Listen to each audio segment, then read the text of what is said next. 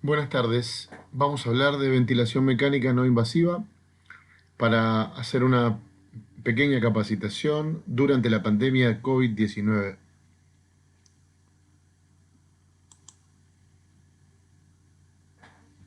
La ventilación no invasiva, la pandemia, tiene como objetivos para ser utilizada primero como insuficiencia respiratoria aguda hipoxémica, segundo en insuficiencia respiratoria crónica reagudizada, tercero, en combinación de tratamiento con cánula de alto flujo de oxígeno, CAFO, cuando ésta fracasa como paso previo a la intubación orotraqueal. Cuarto, como herramienta de asistencia respiratoria transitoria en la espera de la ventilación mecánica invasiva y cama en terapia intensiva.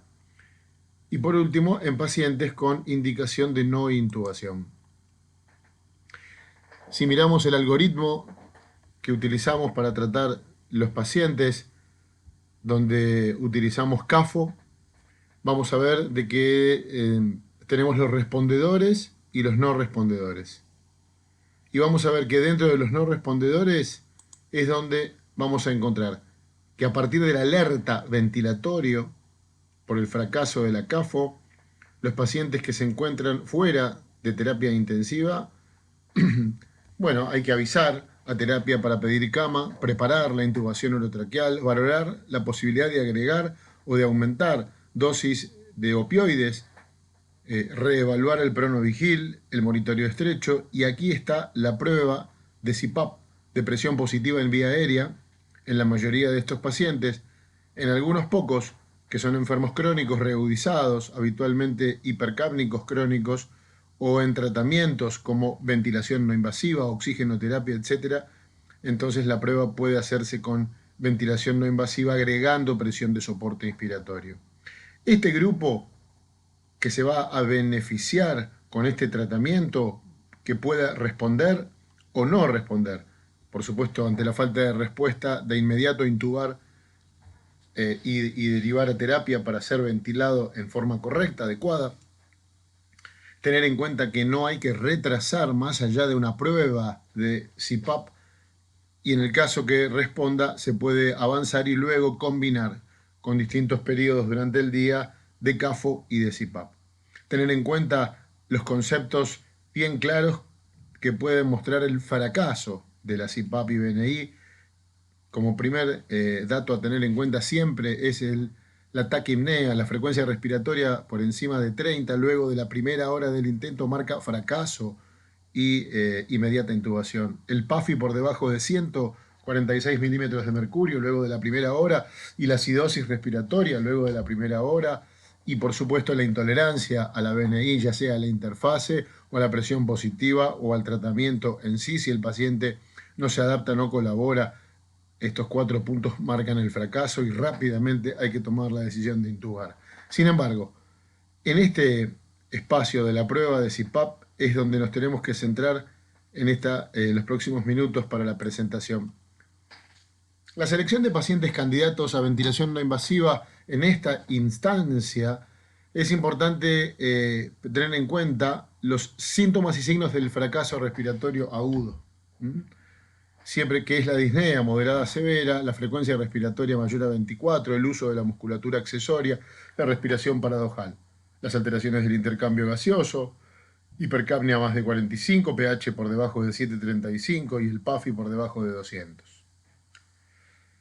En segundo caso, excluir a pacientes con contraindicación de ventilación no invasiva absoluta que tienen paro cardiorrespiratorio, comorbilidades graves como isquemia cardíaca, arritmia grave, hipotensión, incapacidad de proteger la vía aérea, la obstrucción fija de la vía aérea superior, los pacientes traqueostomizados, por supuesto, rechazo del paciente con BNI, quemadura, traumatismo o alteraciones anatómicas faciales que impidan ajuste de mascarilla adecuado y correcto. Hay algunas relativas como la hemorragia digestiva alta, la cirugía esofágica o gástrica reciente, el planteo de la posibilidad de la dehiscencia de sutura, las secreciones abundantes, la agitación intensa o la falta de colaboración con el paciente son muy importantes a tener en cuenta. La presión positiva en vía aérea, la CPAP, no se considera un verdadero modo de ventilación, ya que no supone ningún soporte inspiratorio. Recordemos que consiste en una presión positiva continua en la vía aérea que se mantiene constante durante el ciclo respiratorio. Lo que genera la aplicación de CPAP es la apertura faríngea y evitar el cierre de la misma para que no haya colapso dinámico inspiratorio que genere apnea obstructiva. Y con esto la hipoxemia de saturación y el daño que puede generar en esta instancia. Su mecanismo de acción se basa en la reducción del shunt intrapulmonar, además de mantener la vía aérea abierta y de tener en cuenta los pacientes que habitualmente, como los obesos con diámetros de cuello mayor a 43 centímetros, los pacientes con diagnóstico previo de apnea obstructiva de sueño, que suelen tener ronquido y pausas respiratorias durante el sueño, ya sea diagnosticadas u observadas en su casa por la pareja. Más allá de esta situación, los pacientes que suelen tener obstrucción alta de la vía aérea van a tener el primer beneficio de la CPAP, evitando esta obstrucción dinámica. Por otro lado, tenemos el segundo de los elementos del mecanismo de acción importante, que es la reducción del shunt intrapulmonar mediante el reclutamiento de unidades alveolares colapsadas, con aumento de la capacidad residual funcional y la distensibilidad pulmonar, mejorando la oxigenación y el trabajo. También, como nombrábamos antes, los enfermos crónicos, como los pacientes con EPOC, pueden contrarrestar el autopip o atrapamiento aéreo que suelen tener los pacientes EPOC por su punto de igual presión cercano a la boca y que suelen generar atrapamiento, hiperinsuflación dinámica y constante presión positiva retenida o llamada autopip, que muchas veces la aplicación externa de una PIP, de una presión positiva, puede contrarrestar este atrapamiento aéreo y mover el punto de igual presión desde que tiene habitualmente muy cercano a la presión en la boca hacia la presión alveolar.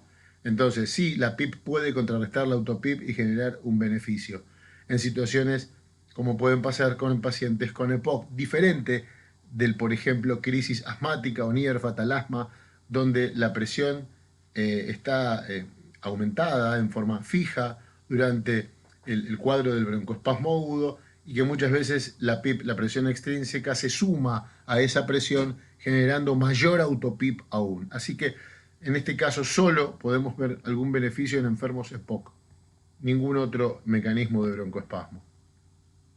La ventilación con presión de soporte, con presión positiva al final de la expiración, o sea, soporte más PIP, es la más empleada en la insuficiencia respiratoria aguda.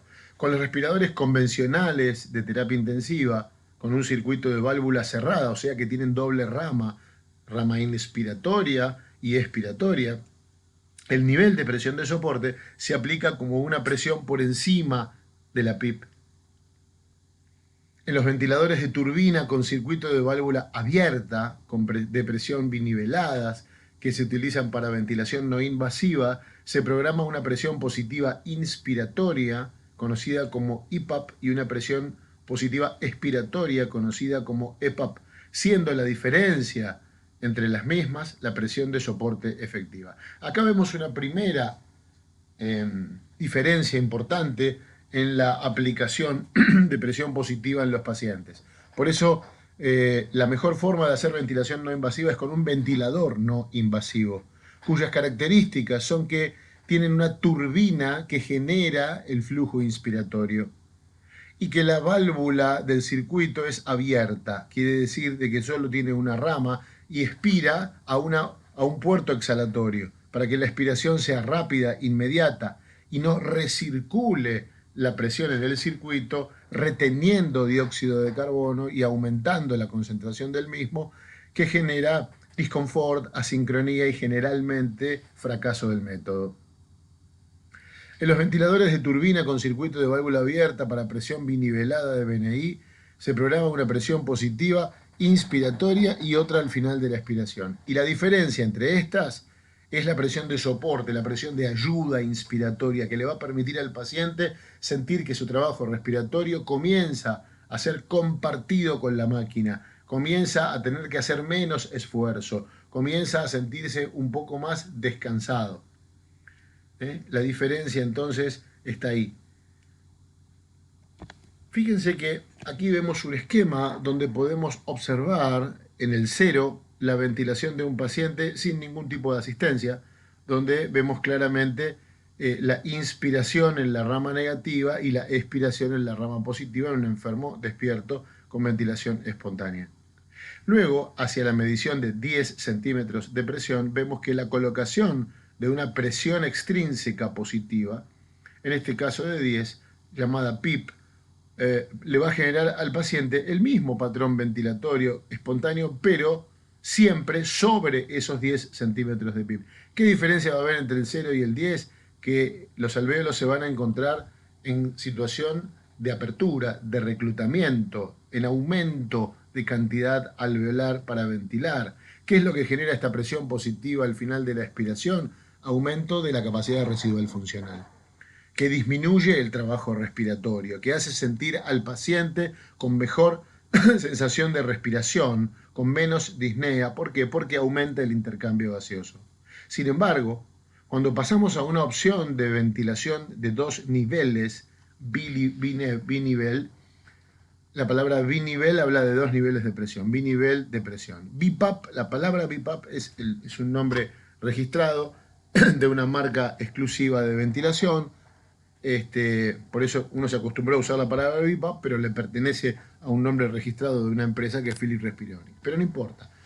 La aplicación de 2 niveles de presión hace que veamos una presión inspiratoria, como vemos acá, y una presión expiratoria. La presión inspiratoria será, como marca acá, 12 centímetros de soporte, pero si le sumamos los 10 de PIP, vamos a tener 22 centímetros de presión inspiratoria en la vía aérea, IPAP. Por eso, la presión en vía aérea total será la sumatoria de la presión de soporte, 12 más 10 de PIP. ¿Correcto? La diferencia entre la presión inspiratoria y la expiratoria, 22 y 10, será la presión de soporte. Ahora bien, esto es lo que nos interesa. Esta va a ser la ayuda que vamos a hacer al paciente para inspirar. Y para expirar, lo que vamos a lograr es que la presión expirada, la PIP, esto es lo que va a hacer que los alvéolos se mantengan abiertos, genera la apertura alveolar. Entonces lo ayudo muscularmente a inspirar, a respirar, y cuando expira evito que se colapse y genere, por ejemplo, atelectasias. ¿Se entiende? De alguna forma, mantener el pulmón abierto. Es importante ver que esta curva de presión de soporte tiene inicialmente una pequeña deflexión negativa, que es el inspirado, el pequeño disparo que hace cualquier paciente cuando ventila. Yo empiezo a ventilar y hago una pequeña inspiración. Y luego, esa pequeña inspiración estimuló a la válvula del respirador para que se abra y envíe todo el flujo positivo. Se genera la presión inspirada de soporte. Y luego se abre la válvula expiratoria para que genere la salida del volumen expirado. Entonces inspira y expira. Lo hace a partir de un aviso, de un disparo. ¿Correcto? Fíjense, para poder aplicar esto, las interfaces serán claves. ¿Y por qué decimos esto? Porque se ha demostrado hace varios años que el primer motivo de fracaso de la ventilación no invasiva es la interfase inadecuada.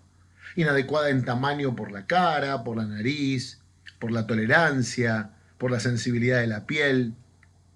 Tenemos muchos tipos de interfaces nasales, oronasales, piezas bucales, faciales completas, cascos o helmet. Nos vamos a enfocar en nuestra capacitación de pandemia por COVID-19 hablando puntualmente de la interfase facial completa o total face y el helmet o casco. La facial completa, como ventaja, tiene mucho menos riesgo de lesión cutánea, evita que se apoye sobre el puente de la nariz, sobre las mejillas, tiene una fácil colocación, y es más cómoda para algunos pacientes. Tiene una gran visión para poder estar en contacto.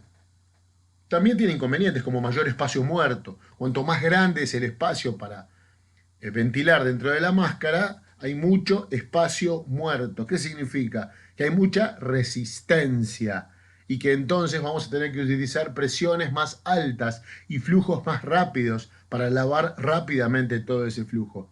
Porque si se retiene, aumenta la concentración del dióxido de carbono. Y la hipercapnia, el aumento de la presión del dióxido de carbono, va a generar rápidamente asincronía, disconfort, molestia, intolerancia y fracaso del método. También genera como inconveniente sequedad ocular, habrá que tenerlo en cuenta, imposibilidad para la aerosolterapia. Cuando pasamos al helmet, vemos que es más cómoda para algunos pacientes. Hay tamaños únicos que se van adaptando con distintas características, pero al ser un casco no tiene ningún inconveniente con respecto a las características de la cara que el resto de las interfaces, que cuanto más chica, más difícil y más modelos debe haber, tanto en ancho, en alto, en largo. Fíjense que el tamaño en este aspecto nos ayuda y tiene mucho menos riesgo de lesión cutánea. Cuando no hay claustrofobia, generalmente es la mejor tolerada y sobre todo durante varios días que va a durar el tratamiento del paciente. Pero el inconveniente es la reinhalación del dióxido de carbono. Es que todo ese volumen circulante de aire que hay en el helmet, la clave es que haya un caudal de flujo fresco y de alto flujo para lavarlo rápidamente. Por eso, cuando usamos helmet, evitamos los respiradores que tengan rama doble, inspiratoria y expiratoria, para que la expiración la fuga sea conocida y sea lo más rápido posible. Si expiro a la rama expiratoria que ingresa al respirador, donde hay volúmenes compresibles, calculados, conocidos, filtros, distintas resistencias, hasta que pueda lograr la expiración, ese tiempo va a estar retrasado y va a impactar en el aumento de la concentración del dióxido de carbono. Entonces, vamos a tener otro inconveniente que lo genera la reinhalación, que son las asincronías paciente-ventilador, o sea, la imposibilidad de poder ventilar junto a la ventilación que le estás dando a través del equipamiento. La menor descarga muscular respiratoria es otra de las contras. La puesta en marcha de la ventilación no invasiva. Entonces, debemos confirmar la indicación, estar convencidos de que nuestro paciente tiene indicación de ser ventilado en forma no invasiva, ya sea porque la CAFO fracasó o porque la taquipnea y el PAFI menor de 200 lo están indicando. Debo excluir a los pacientes con contraindicaciones, elegir respiradora turbina con circuito de válvula abierta en primer lugar, como segunda opción de circuito cerrado. Informar y explicar al paciente de forma clara y en qué consiste la técnica. Ser muy claro, simple en mis palabras y mi explicación. ¿Cuáles son sus objetivos y posibilidades alternativas? Debo tranquilizar y dar confianza a mi paciente.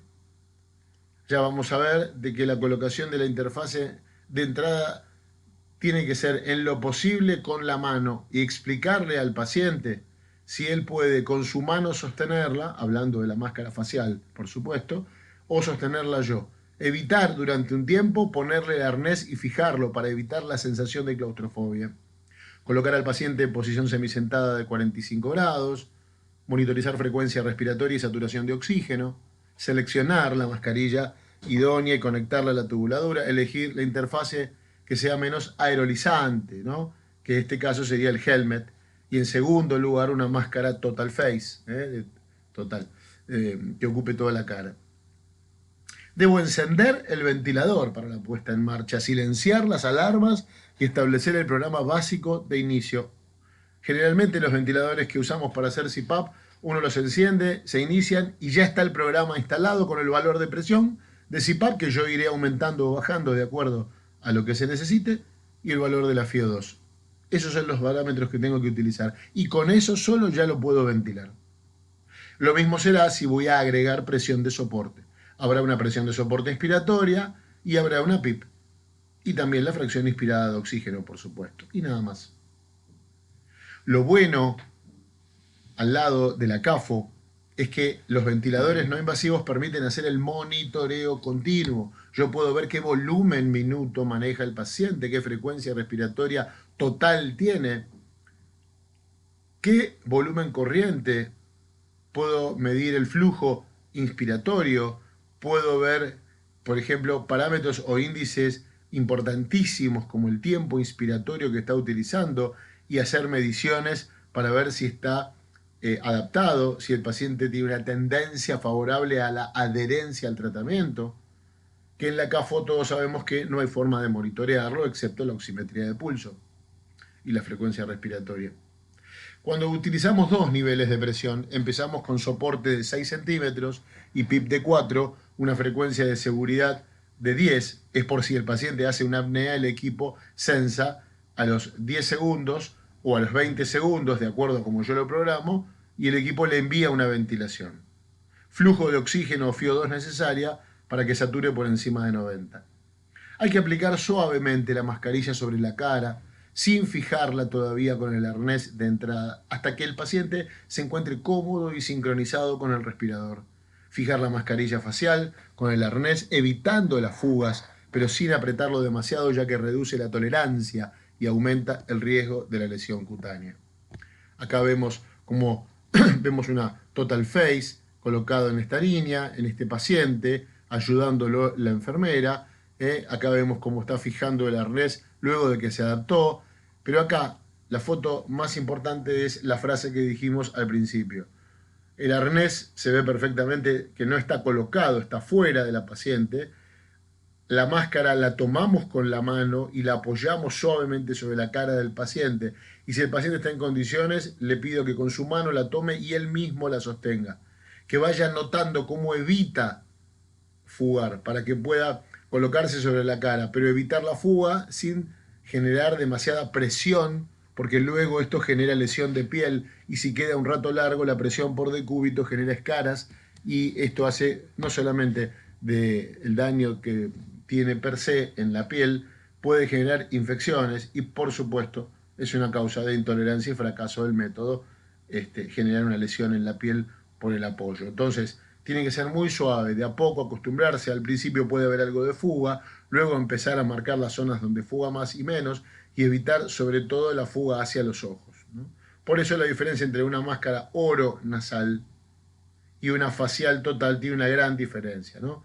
Acá no va a haber fugas importantes sobre los ojos del paciente, ni como ven acá, esta mascarilla apoya sobre el tabique de la paciente y acá no, en la total face no apoya la nariz, no apoya en las mejillas, acá tampoco, y esto es una zona muy importante a tener en cuenta. La colocación de una mascarilla facial total va a ir seguida de un filtro antiviral y luego del filtro antiviral vendrá lo que sabemos que es el puerto exhalatorio, para que se expire el aire al medio ambiente, pero luego de pasar por el filtro. Vemos un ventilador a turbina con una sola rama donde ingresa el aire al paciente y cuando expira lo hace a filtro y luego a puerto exhalatorio. ¿Por qué azul? Porque el azul se ha utilizado como color internacional para marcar las máscaras que son no ventilables, son máscaras con codo azul. Todas las máscaras con codo azul, ¿qué es lo que no tienen? Fuga en su sistema. Fuga. Normalmente una mascarilla para hacer BiPAP, BNI, CPAP, tiene la mascarilla, así sea nasal o oronasal, tiene una fuga calculada por el fabricante para que el paciente inspire y parte de su expiración la elimine por esa fuga al medio ambiente. Y la otra parte vuelve a recircular. Pero si no hubiera fuga, recircula permanentemente la ventilación. Hay un rebreathing, hay un aumento del volumen inspiratorio retenido que termina en aumento del dióxido del carbono, o sea, en hipercapnia. Por eso todas las máscaras tienen una fuga en la máscara. Y las máscaras con codo azul son máscaras sin fuga, son máscaras no ventiladas. A propósito, para que luego de la máscara coloquemos un filtro antiviral y luego del filtro coloquemos un puerto exhalatorio, una fuga.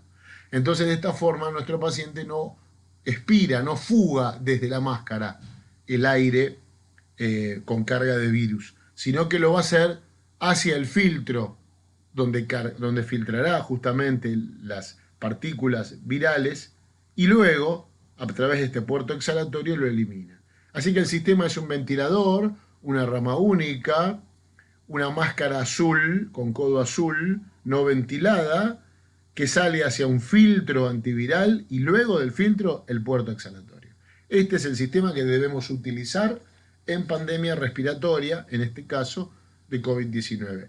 Y si utilizaríamos un equipo de ventilación no invasiva para hacer presión de soporte inspiratoria y presión de soporte expiratoria, lo que deberíamos utilizar es el filtro en la puerta de la I, porque acá tenemos una traqueostomía o un tubo, mejor dicho, un tubo endotraqueal, pero imagínense que el paciente tiene la misma máscara que acá y el paciente recibiría la inspiración a través de la máscara y expiraría hacia el filtro, que luego ingresaría al ventilador y que luego, bueno, va al medio ambiente. Así que rama inspiratoria única y en el caso que haya un equipo de doble rama. Vemos acá como nuestro paciente con una máscara total facial tiene su codo azul, luego el filtro antiviral y luego el puerto exhalatorio, en este caso una válvula plató que hace de puerto exhalatorio, o en este caso directamente el puerto exhalatorio propio. Esta es la más conocida y la que más se utiliza hoy en día. La que tenemos es el Total Face de Philips.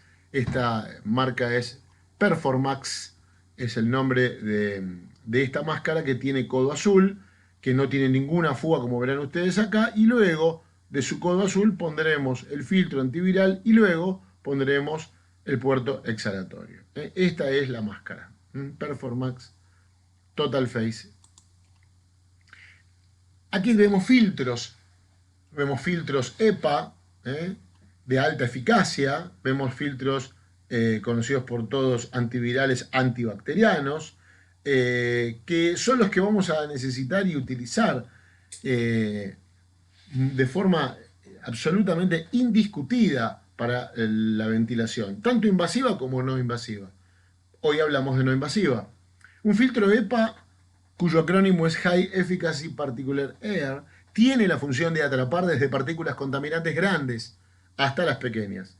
Estos atrapan partículas más pequeñas de 0.3 micras según su eficacia, pero es la medida mínima como condición para hacer EPA. Se fabrican con fibra de vidrio, la cual es plisada para aumentar su superficie de contacto y reducir al mínimo su espacio muerto. Van plisadas adentro de la estructura plástica. La filtración de partículas es alcanzada por impactación inercial para partículas que midan más de 0,3 micras y las partículas más pequeñas son filtradas por movimientos brownianos. Entonces vamos a un montaje del ventilador. ¿Cómo tengo que organizarme? Un ventilador de turbina, en este caso un Trilogy como el que tenemos en terapia y tenemos disponibles para utilizar fuera de terapia intensiva, este modelo y un modelo más actualizado todavía, que es el Trilogy Evo. La explicación puntual y funcionamiento están en otras presentaciones por video que ya están disponibles para todos. Desde el ventilador va a salir un filtro antibacteriano en la rama inspiratoria de todas las máquinas, sin HME o humidificador. Solamente el filtro antibacteriano. La rama, y vamos a ver que hay un puerto expiratorio, un filtro antibacteriano y el ingreso a la máscara del paciente. Con la rama única es con lo que tenemos que hacer CPAP. Ahora, si vamos a hacer ventilación no invasiva, presión de soporte más PIP, también podemos hacerlo con una sola rama o con dos ramas. Entonces el filtro estará en la salida del respirador y en la salida de la I, donde van la rama inspiratoria y expiratoria. Si utilizáramos respiradores de menor nivel que el 3, nivel 2, nivel 1, que dan algún modo de BiPAP o solamente CPAP, haríamos exactamente igual. En la salida un filtro, el puerto, y en la entrada a la máscara otro filtro. ¿Qué dice aquí abajo que es tan importante? Máscaras de fugas, las que normalmente usamos para BNI o para CPAP en pacientes con apnea obstructiva, Las máscaras de fuga son las que tienen fugas en la máscara, no las azules, justamente las otras. No las debemos utilizar en pandemia. El montaje con una rama de ventilador tipo 3 o con válvula doble lo vemos acá. El respirador, el filtro, la rama inspiratoria, el puerto exhalatorio, el filtro antiviral y la máscara de codo azul. Acá lo vemos en otro respirador, que este es un Trilogy Philips que tenemos disponible para usarlo y lo estamos usando, de hecho. También acá tenemos la posibilidad de otro respirador. En este caso es un respirador de ResMed, que también es ventilador tipo 3 con turbina y circuito abierto. Vemos el filtro, la salida de la rama, el nuevo filtro y la máscara. Acá vemos lo mismo. Y si no tuviera un puerto exhalatorio, luego de la rama inspiratoria le pondría un codo común, el filtro y la máscara. Y este codo le hago un agujero de 5 milímetros realizado con aguja de biopsia por punción, porque tiene una fuga calculada de 30 a 40 litros por minuto a una presión de 10 centímetros de agua. Así que normalmente tienen 5 a 5.5 milímetros las fugas y los puertos exhalatorios que vienen. Lo podemos hacer igual con esto. Podemos poner distintos filtros y normalmente se cambian todos los días. Cuando los vemos que se humedecen demasiado pronto y rápido, se cambian varias veces. Si es necesario, 2 veces por día también. No agregamos humidificador con el filtro si no hay una máscara azul disponible. Tapamos la fuga de la máscara común, que tiene fuga, y decimos, esta máscara no la usemos. Bueno, lo que hacemos es tapar la fuga con silicona, luego ponemos un filtro y luego un puerto exhalatorio. Transformamos el sistema nosotros. También podemos hacer ventilación no invasiva con casco, con helmet, donde vemos que el helmet necesita una rama o entrada inspiratoria del flujo de oxígeno y aire mezclado, con un caudal alto para lavar rápidamente y en forma, en gran cantidad de caudal, el flujo que circula rápido por acá y expira, como ven acá ustedes, a una valvulita externa de PIP, donde nosotros iremos programando el valor de la PIP que el paciente requiere para recuperar la saturación adecuada. Entonces este paciente expira acá. No es lo mismo expirar acá y eliminar el CO2 que acá expire una rama expiratoria que vaya a un respirador y que tenga que atravesar todas las resistencias que tiene. Por eso la CPAP con casco se utilizan respiradores a turbina y que tengan una sola rama. Hay 2 configuraciones para administrar CPAP con helmet. El Max Venturi, o sea, el que utiliza aire y oxígeno de pared, sin respirador. Entonces la PIP se la va a dar una válvula externa. O si no, un ventilador, un respirador tipo 3. El Max Venturi, generando el flujo inspiratorio que inflará el casco y mantendrá el flujo medio del sistema para ofrecer la presión de CPAP, gracias a una válvula externa de PIP. El flujo inspiratorio se logra con una cánula de rama inspiratoria que se une por un conector en I con el oxígeno, con su caudalímetro por un lado y con el aire comprimido con su caudalímetro por el otro. Por tanto, necesito bocas de aire y oxígeno en la pared. La válvula externa de PIP se coloca en la salida expiratoria. Esto es todo lo que necesito para hacer CPAP. Suele generar reinhalación del dióxido de carbono con aumento de la presión inspiratoria. Para evitar la reinhalación hay que asegurar el alto flujo inspiratorio, ya que la PiCO2, presión inspiratoria del dióxido de carbono, depende del dióxido de carbono producido por el paciente. Si se enlentece la expiración, retiene dióxido, y el flujo total del gas nuevo que genera el lavado. Si yo tengo mucho dióxido retenido porque el flujo del gas nuevo que genera el lavado es lento, voy a retener y me voy a poner hipercápnico, y la hipercapnia va a hacer fracasar el método, porque lo pone asincrónico, disconfortante, sudoroso, no lo tolera.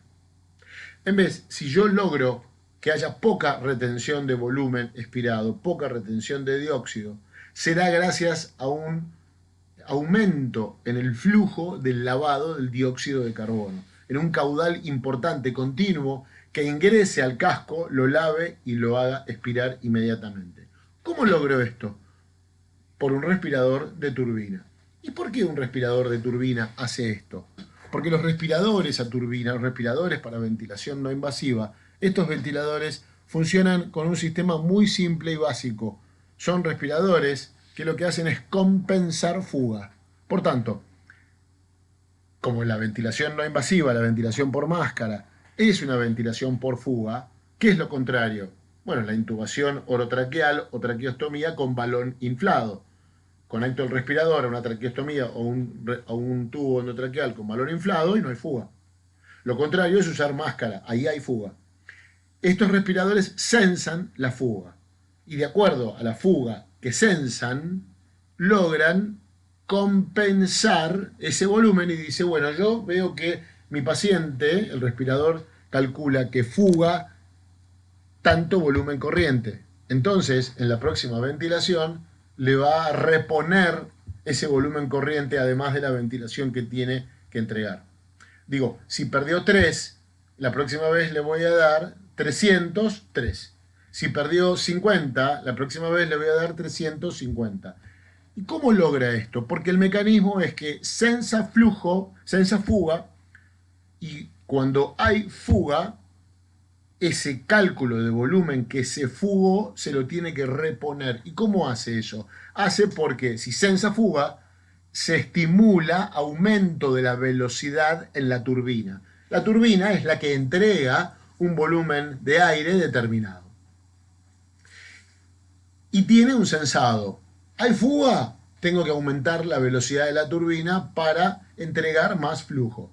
Yo venía entregando 300, ahora tengo que entregar 300 más 50 que viene fugando. Entonces, ¿qué sucede? Sucede que si mi paciente tiene una gran fuga o una fuga inmediata, o sea, apenas sale del helmet el aire, hay fuga, la turbina sensa y entrega. Hay fuga, sensa y entrega. Si yo aumento la fuga y digo, bueno, le voy a poner una fuga, un puerto exhalatorio ya no de 5 milímetros, sino de 10. Si no, le voy a poner una de 20. A medida que aumento la fuga, la máquina aumenta la velocidad de la turbina. Y cuando aumenta la velocidad de la turbina, entrega un caudal de flujo fresco y voluminoso que lava rápidamente el casco y hace que se elimine el dióxido de carbono. Entonces, los ventiladores a turbina que compensan fugas, cuando detectan la misma, aumentan la velocidad de la turbina y envían más flujo, ¿sí? Para poder lavar más rápido el volumen que se encuentra dentro del casco y evitar de esta forma el aumento de la presión inspiratoria del dióxido de carbono. Si yo le pongo un respirador con doble rama, lamentablemente no sensa la fuga, porque eso está calculado por el respirador. Por lo tanto, el paciente va a tener siempre el mismo tipo de ingreso de flujo inspiratorio y el mismo tipo de salida expiratoria y tiempo expiratorio. No lo voy a poder modificar, por lo tanto es muy probable que en lugar de lavar y eliminar rápidamente el volumen, lo retenga y aumente el dióxido de carbono y aumente la posibilidad de fracaso. Acá vemos un paciente que recibe oxígeno y aire comprimido, ambos hacia una T, una conexión, que ingresa al casco previo filtro y luego expira previo filtro, hacia una válvula externa de PIP, de presión positiva al final de la expiración. Esta rosquita que vemos acá abajo es la que me permite girar y acá está marcado de 4 a 15 centímetros, a ver cuántos centímetros de agua le puedo dar. Yo giro la rosca y le voy aumentando o bajando el valor. ¿Ok? Este sería el sistema básico del helmet. Oxígeno, aire, una conexión en T, filtro al ingreso, filtro al egreso, válvula de PIP. Esto así viene un equipo completo de helmet dentro de la caja original, para hacerlo de pared, justamente. Si queremos, si quisiéramos utilizar un ventilador tipo 3 en modo de CPAP, porque tenemos la posibilidad, va a ser mejor porque vamos a poder monitorear al paciente. El respirador me va a decir cómo está ventilando. Entonces conectamos el ventilador tipo 3, que es de turbina con circuito abierto, en modo CPAP con presión de inicio en 5 centímetros de agua a la rama inspiratoria, que tendrá un filtro antiviral antes de ingresar al helmet, y se insufla. Y en la rama expiratoria, luego del filtro antiviral, se coloca no una válvula de PIP, porque ¿quién le da la PIP? El respirador. Si yo le puse un respirador, el valor de PIP, de CPAP, lo programo en el respirador. Si yo lo voy a conectar al oxígeno de aire de pared, tengo que poner una válvula de PIP. En este caso, tengo el respirador, que voy a conectar en la válvula, en la rama expiratoria. Luego del filtro antiviral, un puerto exhalatorio, de 5 milímetros de diámetro, que ya viene incluido con el helmet para conectar. Se puede monitorear la presión y el volumen desde el ventilador o medir la presión media de la vía aérea en la rama expiratoria después del filtro y antes de la válvula expiratoria. Podemos medir ahí para ver qué presión tiene. Entonces, un ventilador de turbina tipo 3 que recibe el oxígeno de su caudalímetro, entonces con rama única, previo filtro, ingresa al helmet y previo filtro expira a un puerto exhalatorio. A un puerto exhalatorio. ¿Está bien? A diferencia del modelo que utilizábamos de pared, donde expira una válvula de PIP. ¿Ok? Y acá está. Ahora bien, fíjense, el helmet, el casco, viene con su rama inspiratoria única, con su T para el aire y el oxígeno, viene con su aro, su arnés, los tapones para el oído para evitar el trauma acústico y el helmet hecho no en látex, sino en polivinilo, lavable, con el filtro y la válvula expiratoria. Y estos son los dos arnés que van debajo de las axilas sosteniendo el helmet, porque cuando se infla se puede ir hacia arriba. Vemos acá la rama inspiratoria única que entra, el ventilador tipo 3, Astral en este caso, es un respirador Astral 150 de ResMed, pero bueno, son respiradores de turbina con válvula única, como ven acá, ingresa, filtro, helmet, sale filtro y puerto exhalatorio, de 5 milímetros de diámetro, como decíamos antes. ¿Correcto? Y acá vemos el arnés que va en el cuello. Alrededor del arnés, cada marca es un diámetro distinto. Entonces yo mido con 1 centímetro, que ya viene con el casco incluido, el diámetro del cuello del paciente, dice 43, donde dice 43 acá, corto con la tijera, y será exactamente fijado al cuello del arnés sin generar daño.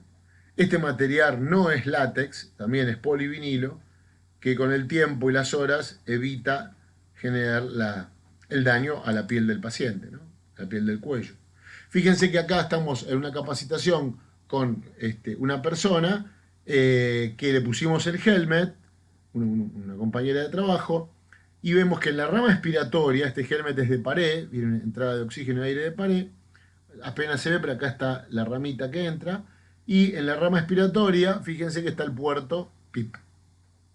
Antes le conectamos una T y pusimos un medidor de Pimax, de presión inspiratoria y expiratoria, para ver qué presión tiene en el sistema la paciente, ya que no viene del ventilador donde me diría qué presión de CPAP tiene. Solamente yo sé la CPAP que le pongo por esta válvula, pero quiero saber si esta válvula le está dando la presión que yo creo. Entonces la mido en forma extrínseca y acá está, 12 centímetros de CPAP, que es lo que medía. Acá vemos el arnés por debajo de los brazos de la axila que se sostienen con el aro del paciente. El aro tiene una entrada inspiratoria y una salida expiratoria, y en el medio un orificio tapado con un pequeño tapón que se saca y por ahí puede ingresar una sonda nasogástrica o de alimentación enteral. Pacientes en decúbito prono que reciben CPAP con helmet, se coloca una pequeña almohada debajo del pecho y otra debajo de la cabeza para levantar la cabeza y dejar algo de espacio libre alrededor del cuello. Vemos el ventilador, una rama única. Vemos el ventilador, vemos el helmet, y nuestro paciente tiene un respirador, no se ve acá, pero tiene una rama única que entra con su filtro y una rama expiratoria con el puerto exhalatorio. En este caso, como estamos en decúbito prono, dimos vuelta el helmet y las salidas, entonces, inspiratoria y expiratoria, quedan por detrás del paciente, para que no genere molestia. Nada. En el ventilador yo lo que tengo que programar es el CPAP, es la FiO2, fracción inspirada de oxígeno del paciente, y puedo con un control aumentar o disminuir el valor de CPAP. Una vez que lo elegí, tengo CPAP 10 centímetros, FiO2 50% y nada más. Si quisiera poner presión de soporte, lo pasaría a otro modo. Estas prescripciones se hacen y quedan en el respirador del paciente. Y puedo programarle dos, con CPAP y con presión de soporte, por si creo que tiene una exacerbación y lo necesita. 15 de soporte, 10 de PIP. Cuando decidí cuál es la ventilación, inicio ventilación. Se inicia la ventilación y me va a monitorear la presión de CPAP, la fracción inspirada, que es lo que yo le indiqué a la izquierda, y a la derecha el monitoreo de mi paciente. Vemos cómo los pacientes se van conectando. En este caso vemos el Trilogy con un filtro en la salida, rama inspiratoria única, y en la expiración vemos el puerto exhalatorio. Acá se ve perfectamente. Vemos los pacientes, también en este caso un paciente obeso, que se inició con CPAP de pared, aire y oxígeno, por eso vemos la válvula de PIP, no hay respirador en este caso, y el paciente no funcionó. Claro, es un paciente obeso, restrictivo, con una dificultad respiratoria, inspiratoria muy importante, un volumen de reserva expiratoria muy caído. Entonces, es difícil que solo administrando CPAP en altas dosis, hemos probado hasta 20 centímetros de CPAP, pero la CPAP sola, por más que reclute, no alcanza a abrir el pulmón solo. En estos pacientes necesitamos ayudarlos a inspirar, a respirar. Entonces, el apoyo de una presión de soporte inspiratoria es importante y para eso tenemos que agregar un ventilador a turbina, porque solamente hacemos CPAP con oxígeno y aire de pared. Entonces se agregó un Trilogy Evo, un respirador que le permite administrar soporte y PIP. Y entonces encontró una ayuda el paciente. Bajando la frecuencia respiratoria, monitoreando permanentemente la saturación, monitoreando la frecuencia.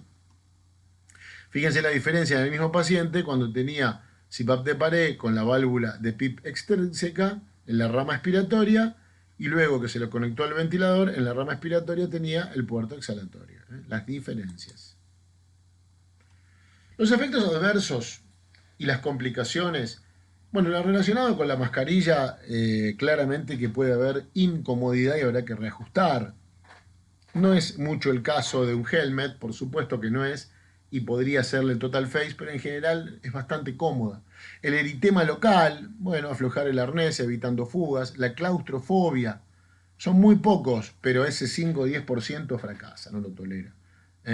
Porque tenemos que usar mascarillas chiquititas para tranquilizar al paciente y por supuesto no es lo que vamos a hacer con nuestros pacientes. Dijimos que sea la menos aerolizante posible, a pesar de ventanas abiertas, a pesar de los filtros que se encuentran en los pasillos, a pesar del uso del equipo de protección personal tipo 3. El rash acneiforme, la solución tópica de esteroides y o antibióticos, úlceras por presión, apósitos hidrocoloides, en mascarillas adecuadas evitando excesiva fijación, usar cremas hidratantes en periodos de descanso. Fugas del 80 al 100%, ajuste adecuado, usar máscara oronasal, reducir la presión inspiratoria. Si fuga mucho, hay que bajar la presión, hay que evaluar, sobre todo cuando el paciente tiene una máscara en la cara oronasal o total face y se duermen en decúbito lateral, el apoyo de la cara con máscara sobre la almohada o sobre la cama hace que se generen rendijas que hacen fugas. Congestión y obstrucción nasal, suero salino, esteroides tópicos, la sequedad de las mucosas, evitar fugas bucales, evitar presiones inspiratorias por encima de 20. Irritación oscular, 10-20%, reajustar mascarilla. Si es insuficiente también hay que reducir la presión. Dolor nasal u ótico, disminuir la presión inspiratoria. Utilizar los tapones para los oídos en los pacientes con helmet. Generan bastante incomodidad, sobre todo cuando están conectados a ventiladores a turbina, porque se escucha más fuerte el sonido de la entrada de la turbina que del aire y el oxígeno de pared. La distensión abdominal, evitar presiones inspiratorias altas, plantear sonda nasogástrica si es necesario. Cuando las complicaciones son mayores, es muy raro de ver, pero puede haber broncoaspiración, puede haber hipotensión, hay que reducir las presiones. Recuerden que la presión positiva reduce la presión de fin de diástole y entonces va a disminuir la precarga. El neumotórax, evitar presiones elevadas, tubos de drenaje. Hay factores predictores de fracaso de la ventilación no invasiva. Esto es clave para el operador, el enfermero, el kinesiólogo, el médico que atiende a estos pacientes. De nivel basal, por supuesto, va a fracasar con mucha posibilidad un paciente que tenga un distrés respiratorio agudo, donde la compliance esté muy comprometida. La alteración del estado mental, los pacientes con shock, puntuación alta de scores de gravedad, si hay secreciones abundantes, taquipnea extrema, hipoxemia severa a pesar de la FiO2 muy alta. Bueno, son elementos que nos hacen pensar que el paciente no va a tener casi chance y muchas veces no pasa la prueba no más de 15-20 minutos. Tras iniciar la BNI, más o menos, entre los 30 y 45 primeros minutos, hay que evaluar bien las fugas excesivas, la asincronía paciente-respirador, la mala tolerancia, el deterioro neurológico o empeoramiento de la enfermedad de base. A los 60 minutos, la persistencia de la frecuencia respiratoria elevada es el marcador más sensible. No mejoría del pH, la acidosis respiratoria, no mejoría de la oxigenación, se utilizan como punto de corte ya en el trabajo de hace varios años del grupo de Antonelli y Confalonieri, aquel trabajo del Intensive Care, donde se mostró un punto de corte que a la hora aquellos pacientes con BNI en insuficiencia aguda que tienen menos de 146 de PAFI suelen fracasar y requieren intubación, o aquellos que tienen menos de 175 de PAFI con el diagnóstico de distrés respiratorio agudo. También cuando no reduce el dióxido de carbono y se mantiene con acidosis respiratoria y signos de fatiga muscular, ¿no? El tiraje de esternucleido, el tiraje de músculos, el uso de accesorios, el uso de músculos abdominales. Los criterios clínicos y gasométricos indicativos de fracaso de la ventilación no invasiva. Uno es el deterioro de las condiciones del paciente o incapacidad de mejorar los síntomas. Lo más importante, cuando persiste la disnea y el aumento del trabajo respiratorio con tiraje intercostal y supraclavicular, la persistencia de frecuencia respiratoria elevada, el aumento de la frecuencia respiratoria al cabo de una hora de iniciada la ventilación puede ser predictivo de fracaso de BNI, mientras que una reducción de la misma podría indicar éxito, deterioro del nivel de conciencia, encefalopatía o agitación. También la intolerancia a la técnica con deseo del paciente de retirar el tratamiento. A ese paciente no se lo puede convencer. Al paciente no se trata de convencerlo, se trata de explicarle, llevarle calma, explicarle que se necesita que tenga tolerancia, pero cuando uno ve que el paciente no está de acuerdo con la técnica y el deseo es de retirar, hay que poner un fin. No significa que insistir con el paciente o apretar la máscara con la cara va a tener algún tipo de éxito en los resultados. De ninguna forma hay que pensar esto. El intento se hace, se explica, se prueba, y si hay signos de intolerancia o de deseo de no continuar, debemos terminar ahí y pasar al paso siguiente. Incapacidad de la sincronización del respirador. Si el paciente no sincroniza con el respirador, evidentemente hay motivos por los cuales no puede. El número uno, en general, es el aumento del dióxido de carbono, la hipercapnia. Así que hay que mirar muy bien, porque claro, está hipercápnico y yo quiero que el método lo ayude a disminuir la hipercapnia. Pero para eso lo tiene que tolerar y tiene que darle su tiempo para tener un resultado. Y si no lo logro adaptar o adherir y el paciente no lo quiere hacer o es muy dificultoso el trabajo, no va a lograr mejorar esa hipercapnia y por eso se mantiene la asincronía. Por eso son puntos a tener en cuenta y ver, bueno, con el correr de los minutos, si la respuesta existe o no. Por eso esto requiere una evaluación en los primeros minutos bedside, estar muy cerca del paciente. Por lo menos los primeros momentos a ver qué respuesta tiene el paciente, si se adapta o no. La ausencia de la mejoría de gasometría arterial o deterioro de la misma durante las primeras horas de BNI puede valorarse al cabo de una hora de tratamiento, pero en general a la sexta hora indica éxito o fracaso en la mayoría de los casos. Aunque a la hora, si persiste la frecuencia respiratoria igual o es más alta, generalmente el paciente debe ser intubado. Eso es clave. La insuficiencia respiratoria hipercápnica en pacientes EPOC con insuficiencia respiratoria aguda hipercápnica, la persistencia de la acidosis respiratoria con niveles de PCO2 elevado al cabo de una hora de BNI predice fracaso. Y especialmente este dato es para nosotros, ¿no? Para la insuficiencia respiratoria aguda hipoxémica. La presencia del PAFI igual o menor a 146 a la hora de BNI o un PAFI menor o igual a 175 en pacientes con estrés respiratorio agudo se ha asociado de forma independiente a fracaso de la técnica. Acá está la cita para que lo lean, trabajo que tiene muchos años y es muy, muy claro e interesante para leer. Los criterios clínicos y gasométricos indicativos de fracaso de la BNI también son el importante broncorrea, que el paciente sea incapaz de expectorar, hace imposible la ventilación, la inestabilidad hemodinámica, la isquemia miocárdica, la arritmia ventricular, la necesidad de intubación endotraqueal inmediata.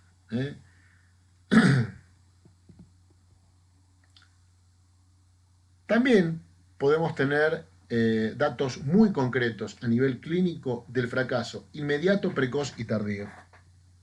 En lo inmediato ocurre dentro de la primera hora de inicio de la BNI, los primeros minutos, entre 20 y 30 minutos, está muy claro cuando esto ocurre. Y es debido a la incapacidad de manejo de secreciones, intolerancia de la técnica, la claustrofobia, la mala sincronía con el respirador y o la encefalopatía con confusión, agitación o coma. Esta es la prueba que hay que ver el tipo de paciente si está para probar la ventilación y la prueba de CPAP es esta, son unos minutos, una media hora, 40 minutos como mucho, alcanza para darnos cuenta que el paciente va a fracasar si es que presenta estos signos clínicos.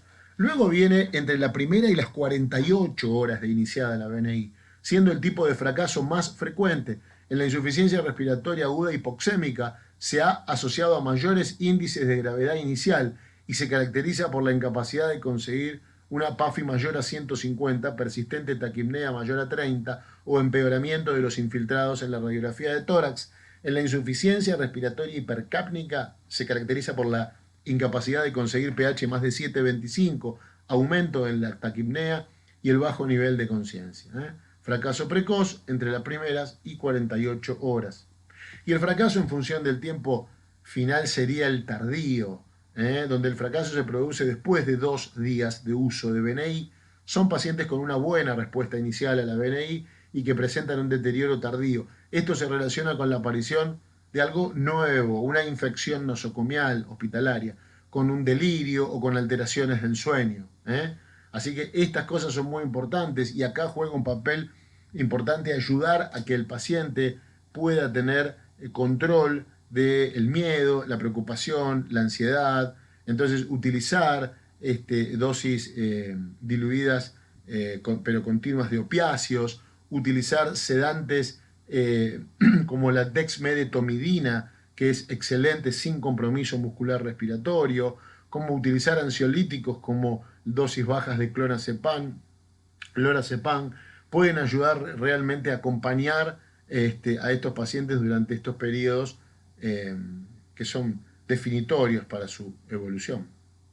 Para finalizar, quisiera dejar en claro que para poder hacer ventilación no invasiva, en nuestro caso, fuera de la terapia intensiva, es importante que el ambiente cuente con ventilación ambiental de ventanas abiertas dentro de lo posible, por las temperaturas invernales próximas, con filtros en la sala específicos, como están colocados, con el personal entrenado en el manejo, colocación de equipos de protección personal de nivel 3. Y sin esto no hay ninguna forma de poder atender adecuadamente a los pacientes. De preferir hacer ventilación con casco, con helmet, que tiene el máximo nivel de seguridad para tratar de evitar la aerolización. y eventualmente la Total Face, que es una máscara segura, una máscara que nos permite tener un buen manejo del paciente y donde colocaremos al paciente la máscara e inmediatamente la conexión del CPAP. Nunca dejar al paciente ni de ingreso ni de egreso aerolizando con la presión positiva. Se coloca la máscara al paciente e inmediatamente el CPAP en la tubuladura y luego se enciende. Y cuando se lo vamos a retirar, apagamos la CPAP, luego le retiramos la máscara. La alimentación es clave de estos pacientes y si necesitan sonda nasogástrica o sonda enteral, lo haremos a través del orificio del helmet. Y si podemos tener terapia combinada, sería lo ideal, las alimentaciones e hidrataciones con CAFO y el resto del tiempo con helmet. Repito, es importante tener en cuenta estas tres cosas porque el lugar donde lo vamos a hacer que esté bien ventilado, con ventanas abiertas y filtro y equipo de protección personal tipo 3 es fundamental para poder hacerlo, si no, no hay posibilidades.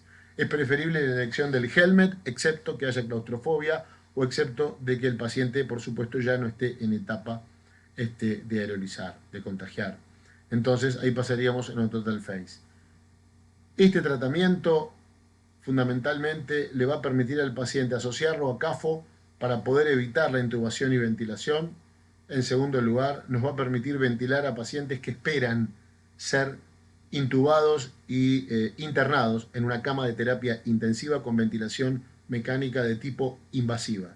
La espera de horas, a veces de un día o de dos, podemos llegar a lograrlo a través de la ventilación mecánica no invasiva cuando la CAFO ya no tiene respuesta con nuestro paciente y la aplicación de presiones positivas más importantes lo ayudan a respirar y especialmente a reclutar. Recordemos que la CAFO le entrega en un flujo de 60 litros 4 o 5 centímetros de PIP, de CPAP, y la posibilidad de hacer CPAP con casco, con un ventilador o de pared podría duplicar o triplicar esta presión que generaría un aumento de capacidad residual funcional, generaría un mejor intercambio y una mejor oxemia del paciente, lo cual puede ser una alternativa para llegar a conseguir la cama de terapia intensiva necesaria en una situación de colapso y de falta de camas como, bueno, obviamente se ve, estamos viendo y se verá a lo largo de la pandemia que crece y va en aumento. Y por supuesto también aquellos pacientes con indicación y o decisión personal del paciente de no intubación. Estamos en contacto, aquí les dejo mi mail.